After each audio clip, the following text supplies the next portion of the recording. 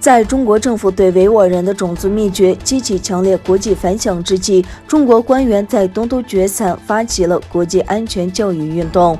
据中国天山网报道，该运动旨在提高公众对国家安全的认识，增强风险预防和应对能力，将在各个地方和公共机构中展开。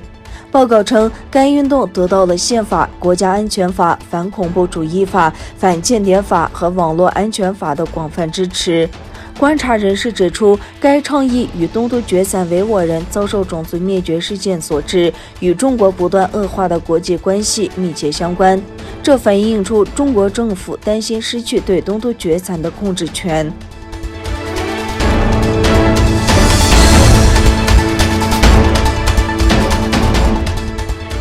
华盛顿邮报体育新闻评论员沙利·杰金斯发表了一篇文章，将中国比作危险的蛇。文章说，中国通过对其公民的管理及恐吓，控制了国际奥委会和奥林匹克运动的支持者。杰金斯指责奥委会和奥林匹克支持的可口可乐等公司对中国对维吾尔人的种族灭绝保持沉默。亚洲著名科学家佩里林克将中国描述为蟒蛇。起初，中国的压力非常低，你与中国达成了小而调解的协议，以而建立贸易、外交或奥林匹克关系。但是，当你进入房屋时，一条巨大的蟒蛇会打扰您。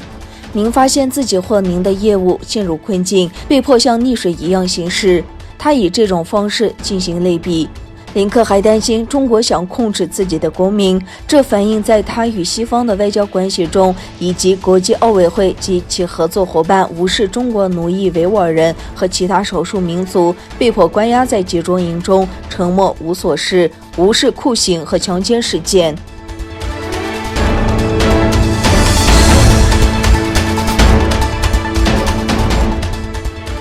中共外交发言人对于美日联合声明强调，台湾和钓鱼岛是中国领土，与香港和东突厥散有关的事务完全是中国的内政。作为一种傲慢的干预，它违反了国际关系的基本准则。尽管美国和日本提倡自由和开放，但实际上他们通过形成小圈子而引起派系冲突。该倡议与时代趋势形成鲜明对比，与该地区和世界许多国家在促进和平、发展与合作方面的共同希望形成鲜明对比。因此，美日同盟的性质及其对破坏地区和平稳定的阴谋已经变得更加清楚。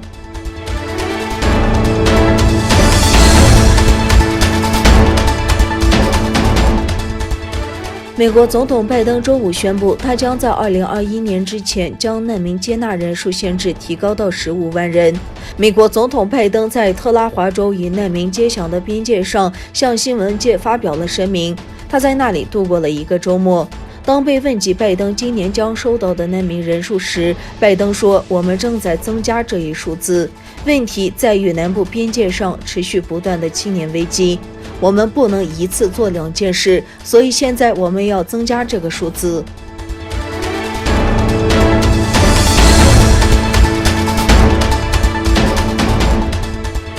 美国国务院发言人内德·普莱斯在社交媒体上发表声明说，在俄罗斯与捷克共和国之间持续的政治危机期间，美国将反对捷克共和国和俄罗斯。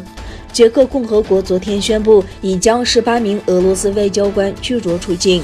这18人与在维比塔赫弹药库中的2人死亡有关，并给予他们48小时离开该国的机会。